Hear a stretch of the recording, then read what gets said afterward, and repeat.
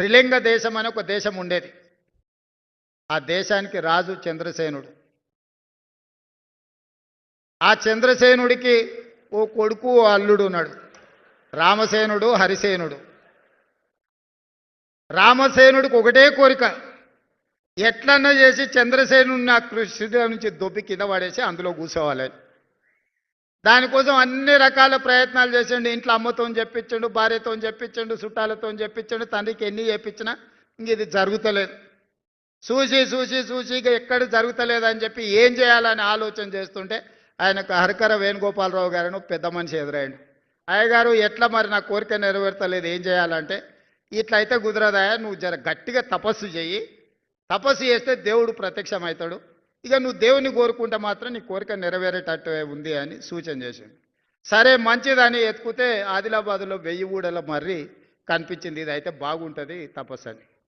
రామసేనుడు పోయి 1000 ఊడల మర్రి కింద కూర్చొని ఇక కఠోరమైన తపస్సు తంత్రాలన్నీ చదువుతుంటే ఇక మొత్తం త్రిలింగ దేశంలో ఉన్న అందరికీ నిద్రలేని పరిస్థితులు వచ్చినాయి.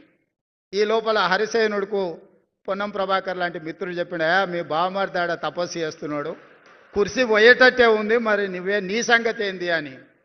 అమ్మ ఇదేదో ప్రమాదానికే వచ్చేటట్టున్నా. ఆయన కూడా ఆడికే పోయింది, ఏం చేస్తుండో బావమరిది చూద్దామని.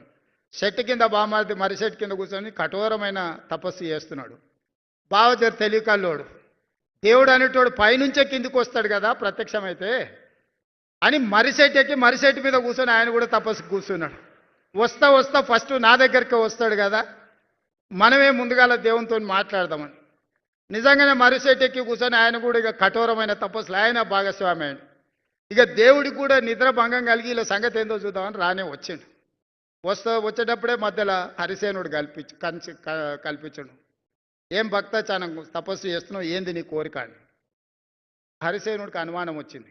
నేను ఏం కోరినా కింద వాడు బామర్ది ఇంకేం కోరుకుంటాడో తెలియదు, ఈయన సంగతి చెప్తుండని. ఏం లేదు దేవుడా, నాకు ఒక కన్ను ఓడు అని అడిగాడు. ఆయన అడిగాడు, నువ్వు ఇంత తపస్సు చేసింది నీ కన్ను పొడిపించుకోవడానికి అని. నేను చెప్తా కదా దాని వెనకాల ఉన్న మతలబు, నువ్వైతే పొడు అన్నాడు. ఓకే నీ కోరిక నెరవేర్చాను. ఒక కన్ను ఓడిచాడు. ఓడిచి ఇంకా కిందికి వచ్చాడు రామసేనుడి దగ్గరికి, బావమారి దగ్గరికి. బావమారిదికి బావం మీద అనుమానం, వీడు తెలివికల్లోడు తెలుగు ఆలోచన చేస్తాడని. సరే మంచిదని ఆలోచన చేసి రామసేనుని కూడా అడిగాడు, దేవుడు ఏంది నీ కోరిక అని. ఇక ఎక్కువ ఆలోచన చేస్తే మనకు అసలే తెలివి తక్కువ, ఎక్కువ ఆలోచన చేస్తే అనవసరమైన నష్టం. మా బావ ఏం అడిగిందో దానికి నాకు 2 అని అడిగాడు. ఇక దేవుడు కూడా అల్క ఉన్నది కదా ఇది అని 2